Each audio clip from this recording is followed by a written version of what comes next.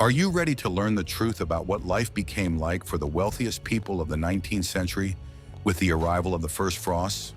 Behind the facades of luxurious residences lay a harsh reality where wealth yielded to the merciless forces of nature. The thick stone walls of the palaces provided excellent protection from the summer heat, but they did nothing to retain the warmth from the small indoor fireplaces. The stone froze through rapidly, turning the spacious halls into veritable freezers. Because of this, noble lords and ladies had to wrap themselves in heavy furs right at the dinner table.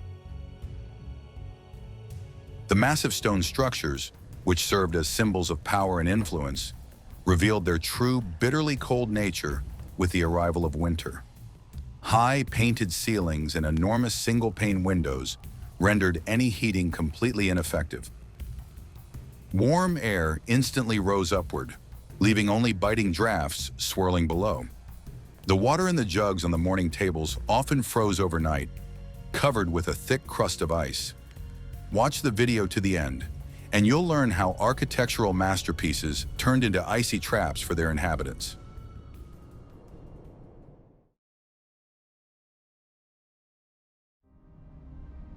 What if I told you that everything you believed about the coziness of old mansions is a lie? Victorian architecture was designed to display status, not to maintain a comfortable temperature.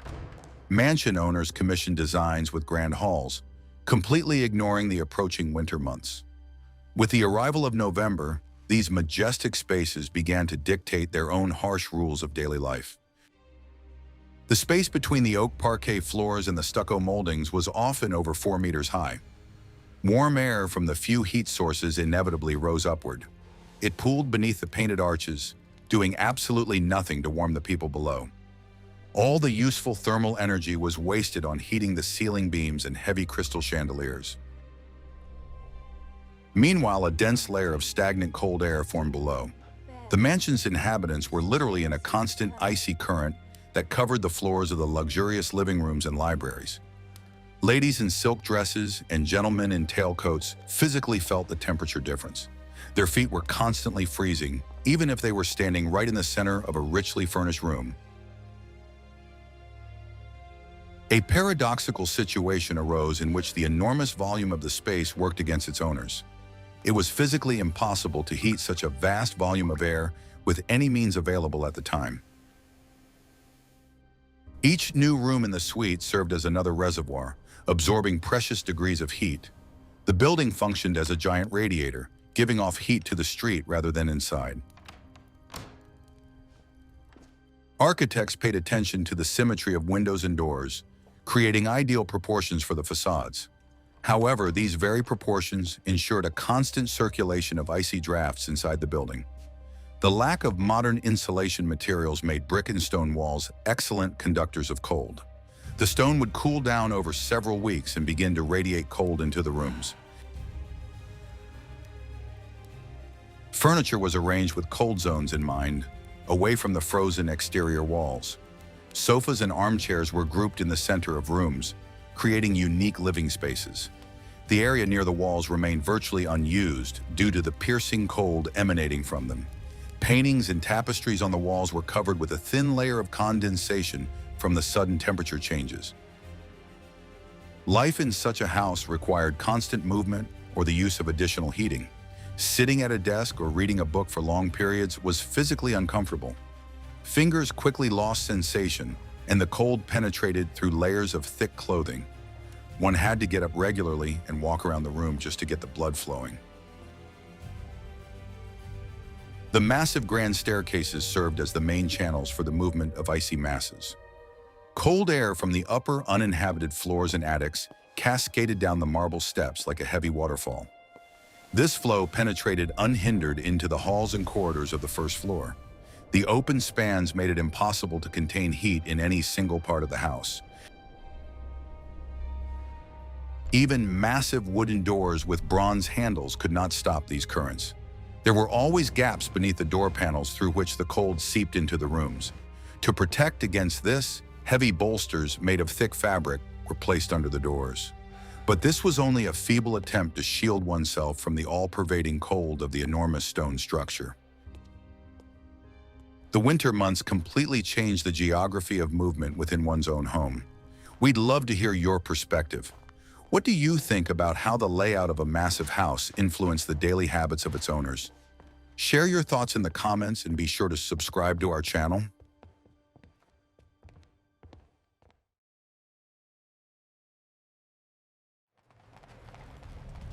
The secret passed down from generation to generation lies in the true purpose of heavy drapes.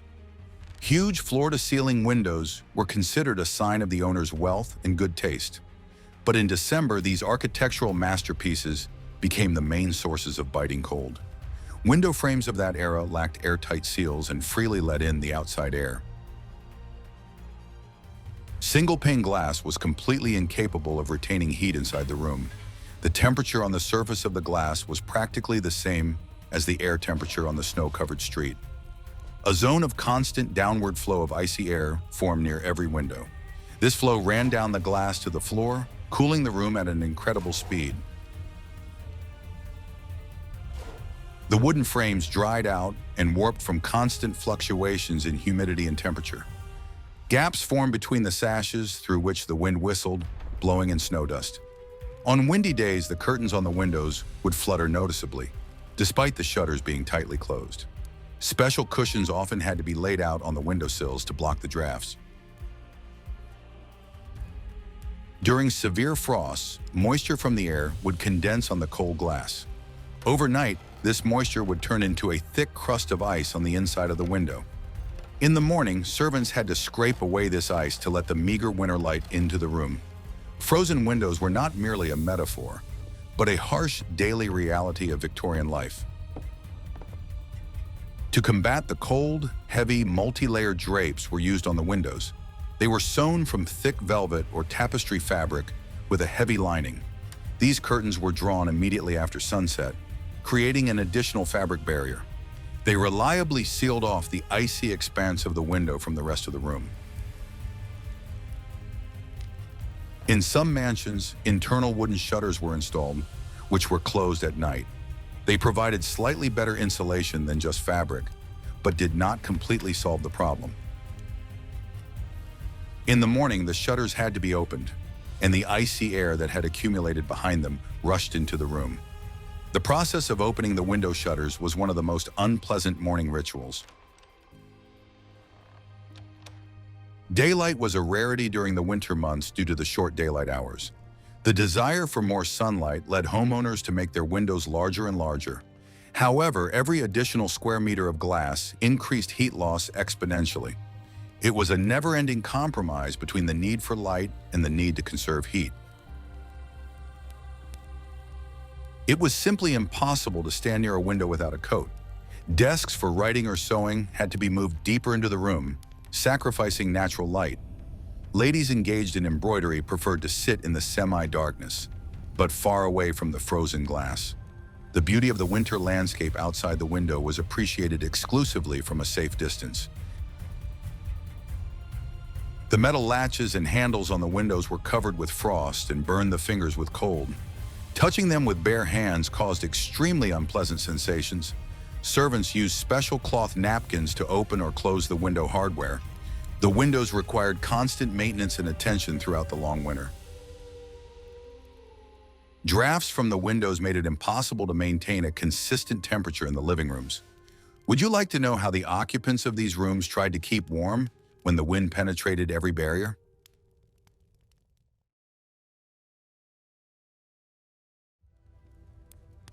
What lies behind the beautiful image of a crackling fire will shatter your romantic notions forever. A fireplace in a Victorian mansion was not a luxury, but the only means of survival in the icy box of a room. However, its efficiency was catastrophically low compared to the room's actual needs. Most fireplaces of that era were built with gross engineering errors in the chimney design. A classic open hearth released only a small fraction of the heat it produced into the room. More than 80% of the hot air escaped unhindered up the wide chimney flue.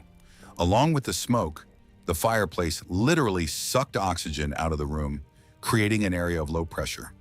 New streams of icy drafts rushed in through the cracks in the windows to replace the lost air. The radiant heat spread exclusively in a straight line from the open flame.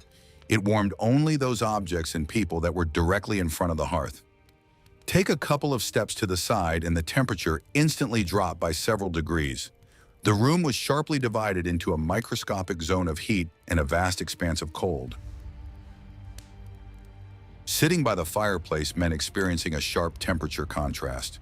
The face and chest were scorched by the intense heat of the burning coals. At the same time, the back and legs remained in the grip of the piercing cold of the unheated part of the room. People were forced to constantly turn different parts of their bodies toward the fire to warm themselves evenly. Fireplace screens and armchairs with high backs were used to protect against direct drafts and retain heat. The massive backs of the armchairs, often called wing chairs, served as a barrier against the cold air from behind.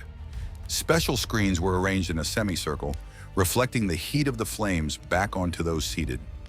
This created the illusion of a small, warm tent in the middle of the hall's icy desert. Furniture was arranged strictly around the fireplace grate, completely ignoring the rest of the room. Outside this small radius, life practically came to a standstill during the winter months. Huge dining tables were moved closer to the fire, disrupting the original symmetry of the formal interior. All of the family's activity was concentrated within a few square meters of the warm zone. The heat capacity of the fireplaces themselves was minimal. The stone or marble facing of the hearth quickly heated up, but cooled down just as quickly once the fire died down. The lack of a complex flue system prevented heat from being retained for any length of time. As soon as the last embers went out, the cold instantly returned to take hold. An open fire posed a constant fire hazard in rooms filled with textiles. Sparks from crackling logs often flew onto carpets or wooden floors. For safety, heavy metal grates had to be used, which further absorbed some of the heat. Servants had to constantly monitor the condition of the hearth, never straying a step away from it. Even in the wealthiest homes, fireplaces were not lit in every room at the same time. Maintaining a constant fire required enormous resources and the efforts of the entire staff.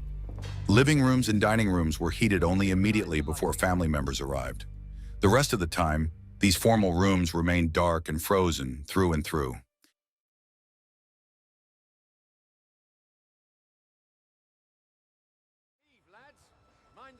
The secret that will transform our understanding of 19th century daily life lies in the cost of ordinary heat. Coal was the primary fuel in that era, sustaining life in every mansion. However, its extraction, transportation, and storage cost a fortune even for very wealthy families.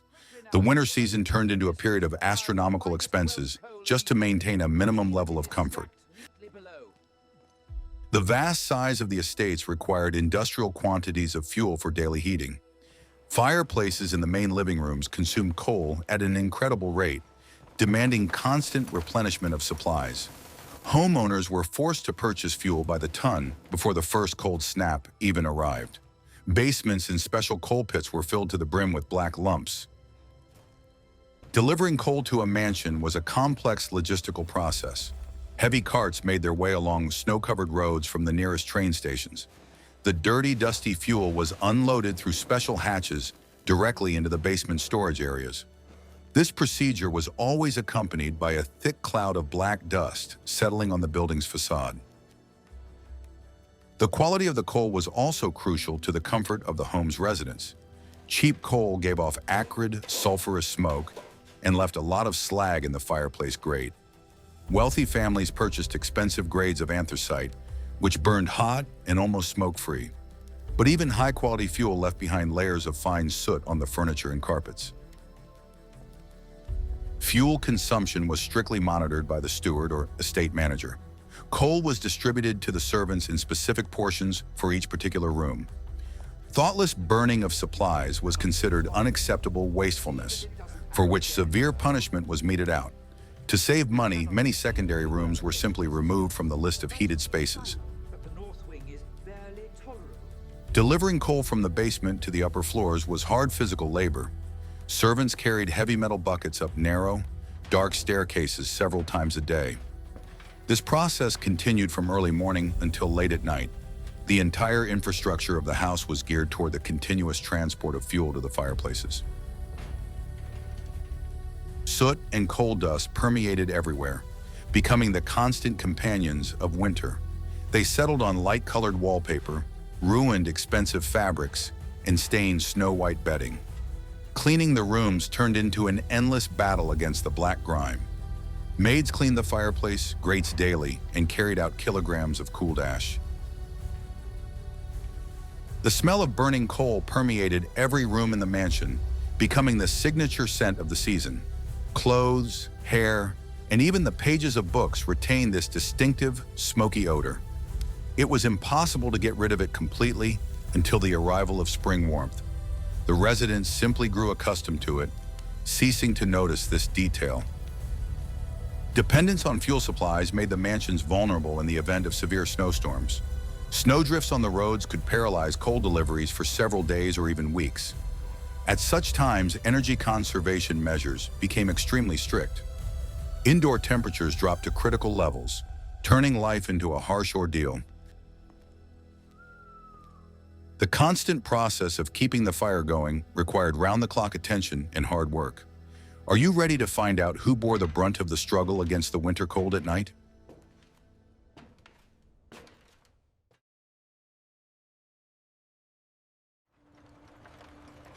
Life for the servants during the winter turned into an exhausting marathon against the encroaching cold.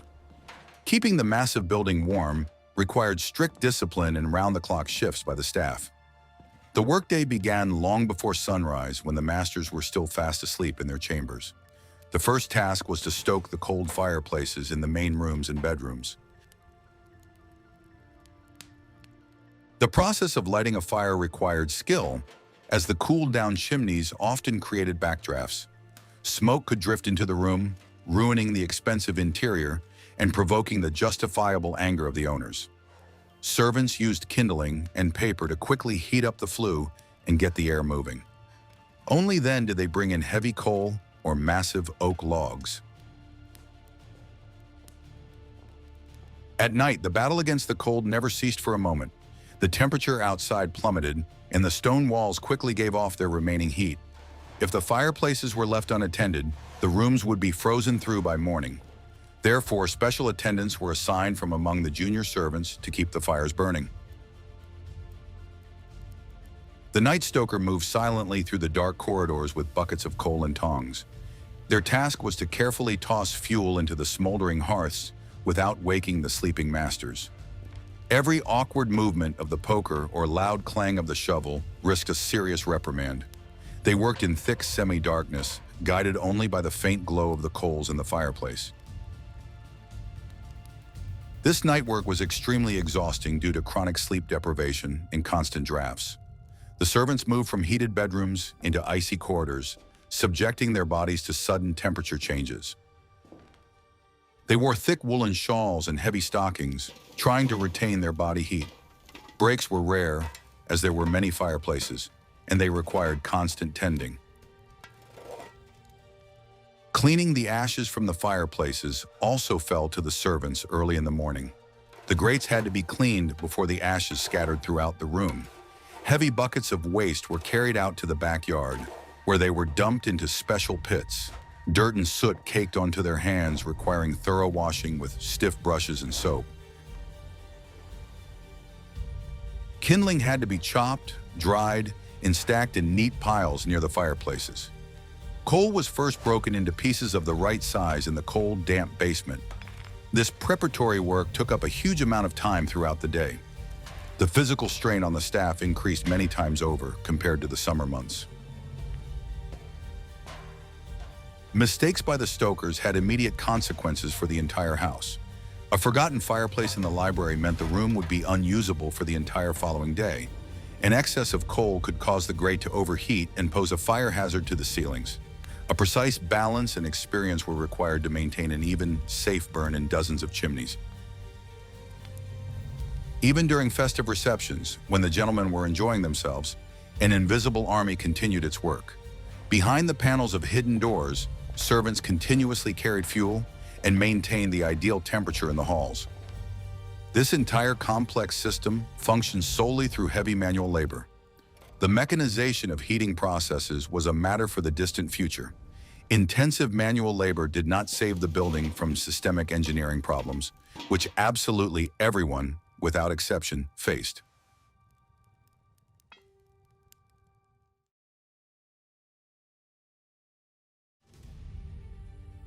The hidden truth that everyone keeps quiet about lies in the catastrophic vulnerability of the engineering systems of that time. Plumbing in Victorian mansions was a symbol of progress and incredible luxury. Copper and lead pipes were laid inside cold stone walls without any insulation.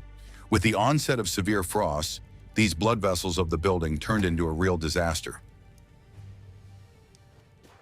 The water in the uninsulated pipes would freeze at the first significant drop in temperature at night.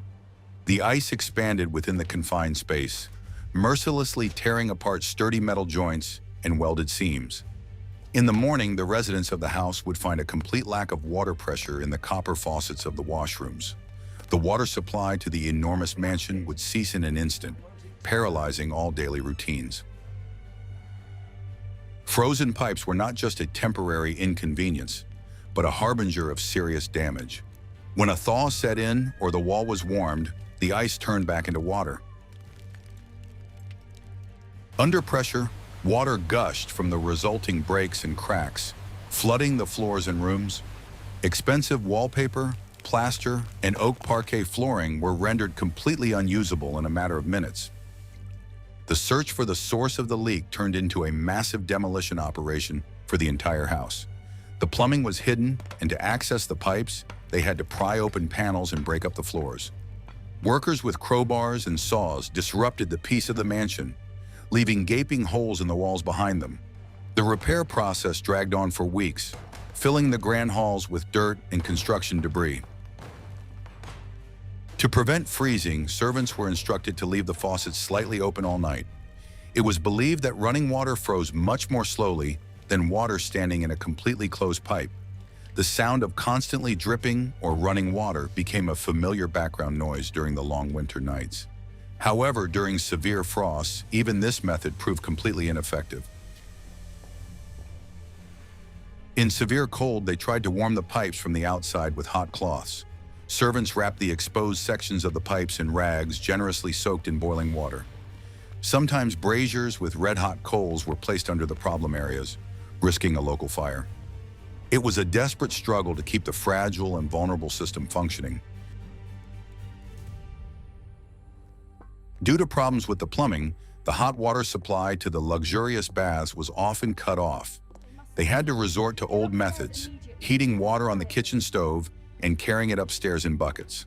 The process of taking a bath turned into a complex logistical operation requiring the participation of several servants. Bathing during the winter months became a rare and far from simple process. Exterior gutters and downspouts also suffered from constant freezing and severe icing. Moisture accumulated on the roofs, forming giant icicles hanging over the facade. Ice jams in the gutters caused meltwater to leak through the roof directly into the attic. The attic spaces regularly suffered from dampness and the appearance of destructive mold. The drainage system in the bathrooms also failed when the supply pipes froze. People had to resort to using jugs and basins, completely abandoning the comforts of modern civilization. Luxurious bathrooms with porcelain sinks turned into cold and utterly useless rooms. Progress yielded to the simple laws of physics. The mansion's engineering systems proved helpless against the harsh elements. Would you like to know how the residents of these homes tried to keep warm in their own beds when the temperature dropped to critical levels?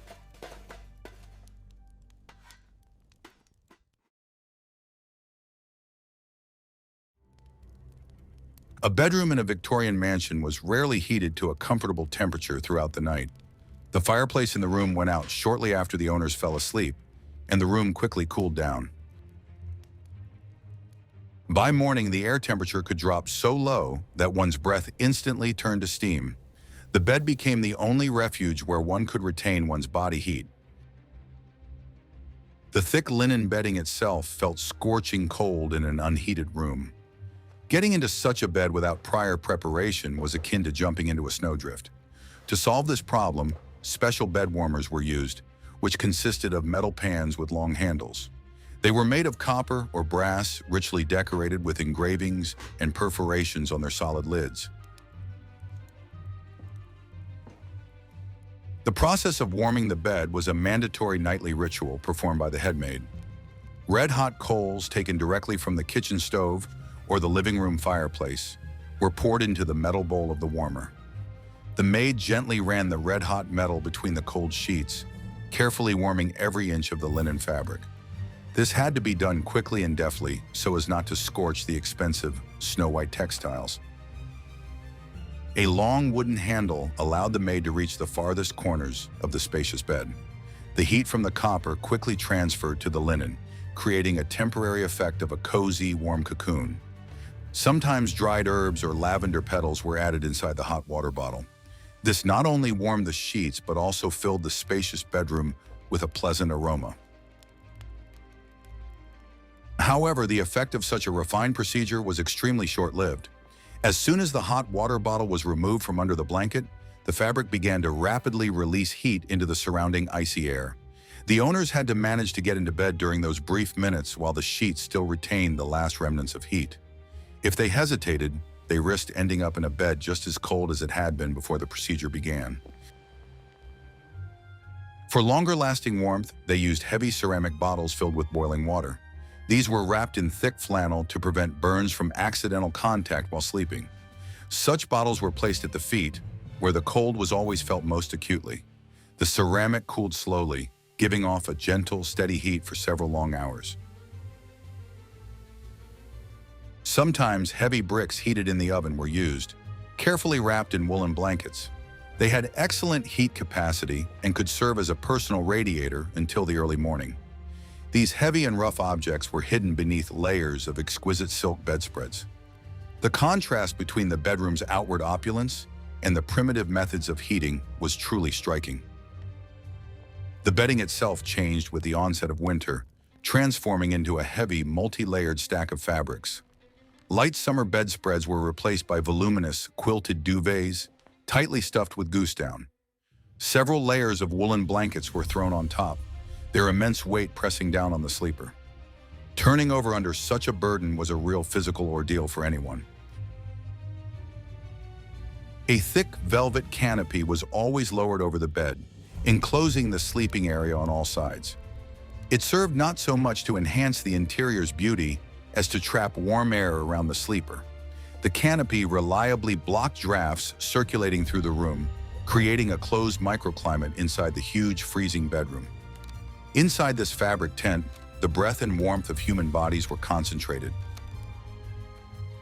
In the morning, climbing out from under this warm, multi-layered armor into the icy room required an incredible effort of will. Getting dressed turned into a quick and unpleasant procedure that one tried to complete in record time.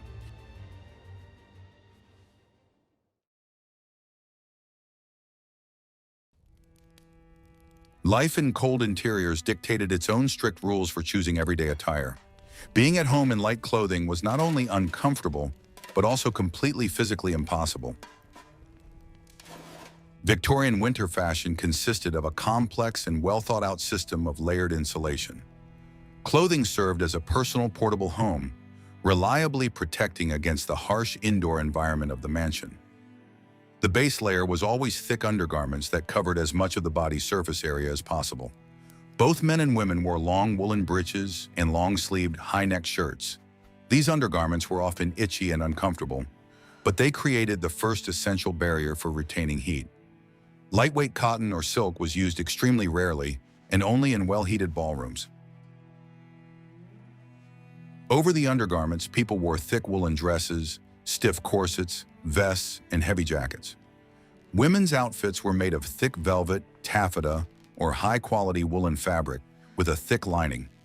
Such a dress could weigh several kilograms, placing a constant, enormous strain on the shoulders and back. Long floor-length skirts provided additional protection for the legs against the icy drafts sweeping along the ground. Men wore suits made of thick tweed or heavy flannel, even during ordinary home dinners. A woolen vest, fitting snugly across the chest and broad back, was always worn under the jacket. Neck scarves and high-starched collars protected the neck from sudden gusts of wind in dark hallways.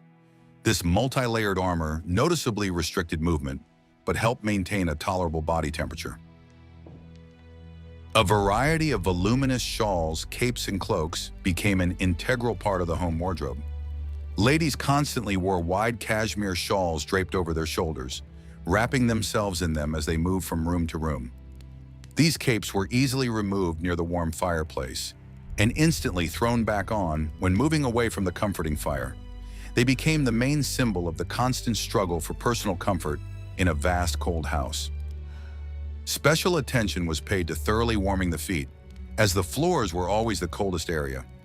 Indoor footwear resembled warm outdoor boots more than elegant dress shoes. People wore thick felt slippers or closed shoes with thick leather soles lined with soft fur. Underneath, they always wore the thickest hand-knitted woolen stockings. Hands also required mandatory protection, especially when reading or doing needlework away from the fire. Mittens, special fingerless gloves knitted from thin, warm wool yarn, were often used. They kept the palms and wrists warm, leaving the fingers free for delicate work or turning pages. Cold, uncooperative fingers were a constant complaint in the winter diaries and long letters of that time. Even for sleeping, the nighttime wardrobe was quite impressive and multi-layered. Nightgowns were made of thick, warm flannel, reached all the way to the ankles, and had long sleeves fastened with buttons.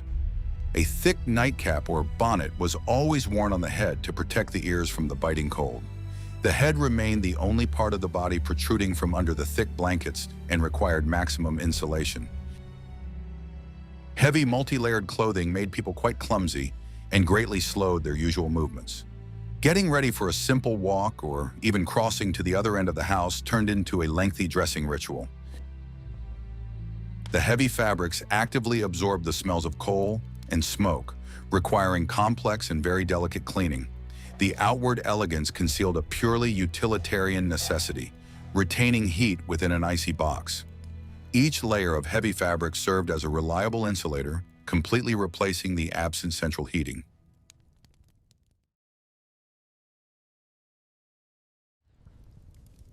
The sensation of piercing cold in Victorian homes was greatly intensified by extremely high humidity. Cold stone walls and poor ventilation contributed to the constant accumulation of dampness in the vast uninhabited spaces. The thick fogs and prolonged rains characteristic of the English winter seeped inside through the tiniest cracks and pores in the brick. Moisture settled on the furniture, carpets, and tapestries, making them cold and unpleasantly sticky to the touch. Moist air has high thermal conductivity. It literally draws precious heat from the human body. A temperature of 10 degrees Celsius with high humidity feels much harsher than a dry, biting frost outside. Clothing that had absorbed moisture from the indoor air ceased to effectively perform its primary insulating functions. The cold became piercing, penetrating through all layers of fabric to the very bones of the mansion's inhabitants. To combat the heavy dampness, the fireplaces had to be stoked even during relatively warm but prolonged rains. The open fire dried the air slightly, but this effect lasted only in the immediate vicinity of the blazing hearth. In the dark corners of the large rooms and behind the heavy oak furniture, patches of greenish mold often appeared. Fighting the fungus creeping up the walls was yet another constant duty for the servants during the long winter months. The architecture of the long corridors connecting the mansion's residential wings created entirely unforeseen problems. These long, straight spaces, lined with rows of massive doors and tall windows, acted like veritable wind tunnels. The temperature difference between the heated and unheated vast areas created powerful internal drafts. Air currents raced through the corridors at such high speeds that they could easily blow out a candle held in the hands of a person walking by. Walking through these long, dark corridors had always been a source of considerable physical discomfort. Stepping out of the warm, bright living room, one was instantly hit by an icy, damp wind. The long hems of woolen dresses and heavy frock coats flapped loudly in the powerful gusts of air sweeping across the floor. No one ever lingered in these transitional areas, striving to cross them as quickly as possible. In an attempt to block the turbulent air currents across the long corridors, heavy velvet curtains were often hung. These massive fabric barriers helped break up the long tunnel into smaller, less windy, shorter segments. When passing through such curtains, servants and masters alike had to exert effort to part the dense, heavy fabric. However, the cunning drafts always easily found a way around the very bottom edge of the drapes. Lighting these echoing passageways was also extremely difficult due to the constant, powerful movement of air. Kerosene lamps and candles smoked heavily and kept going out under the onslaught of strong corridor winds. Special portable lanterns with enclosed glass bulbs were used, reliably protecting the faint flame. Moving through the vast house in the evening resembled an expedition through a dark and very windy cave. The front doors opening to welcome arriving guests instantly let huge new waves of cold air into the house. The vestibules and marble entrance halls were the coldest and most inhospitable places in the entire vast building. Masses of frosty air from the street rushed in unhindered, instantly displacing the last traces of accumulated heat. Doormen and gatekeepers were forced to perform their duties in thick woolen overcoats and warm fur hats. Architectural elements, such as skylights on the roof and open walkways, only exacerbated the situation. They created additional vast zones of cooling and heavy moisture condensation right inside the building structure. The beauty of the sophisticated spatial solutions stood in stark contrast to basic thermal engineering principles. Life in such a house required constantly overcoming the hostile environment created by its own brick walls.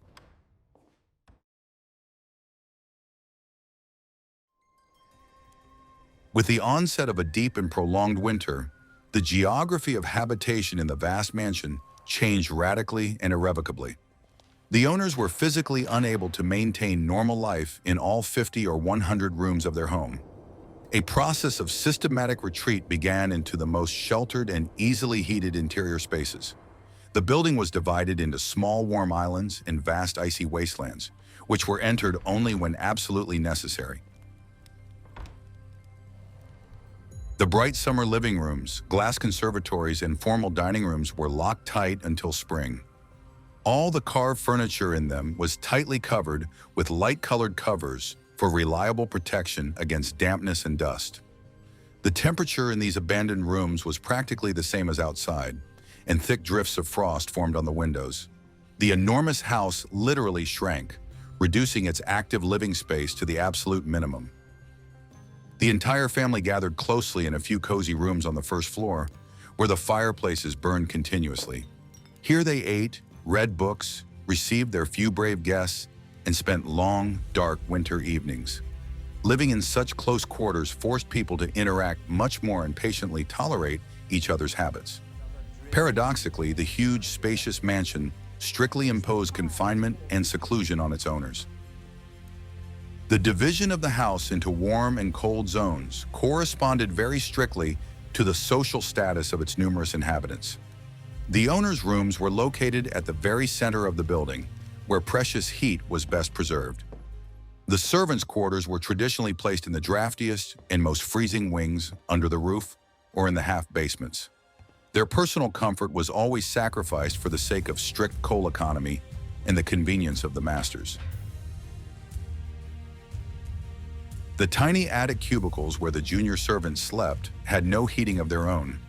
Heat was supposed to reach them solely by residual heat from the lower, well-heated floors.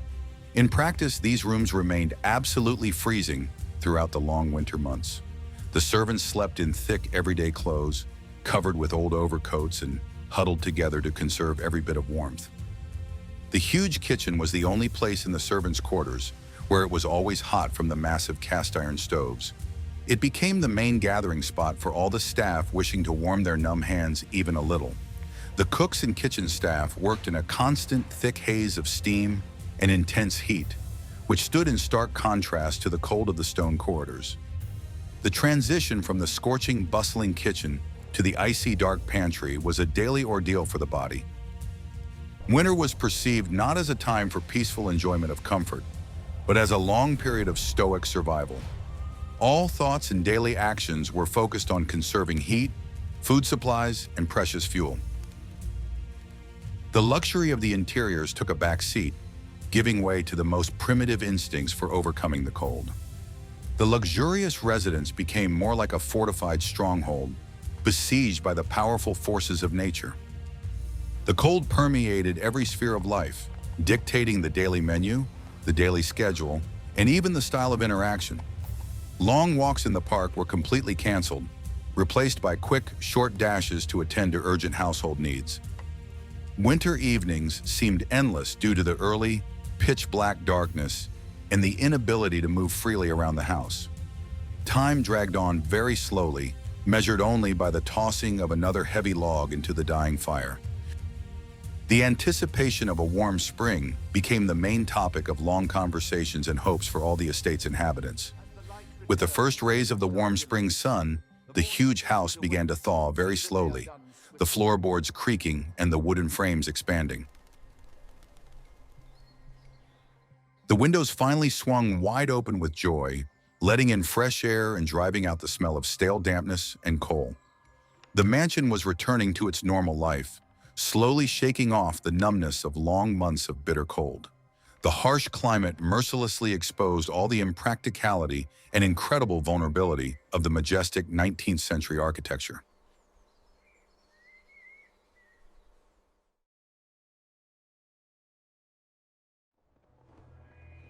We have examined only a small fraction of the daily hardships faced by the inhabitants of luxurious mansions during the winter months. Behind every magnificent architectural detail and every meter of high stuccoed ceilings lay an exhausting struggle for minimal warmth and comfort. These stories prove that outward wealth and status could not completely shield a person from the harsh laws of physics. Life in the Victorian era demanded incredible domestic resilience, constant patience, and hard labor from a vast number of people. Which of these everyday problems do you think seem the most difficult from a modern perspective? Suggest topics for future videos you'd like to see on our channel in the comments, and don't forget to subscribe.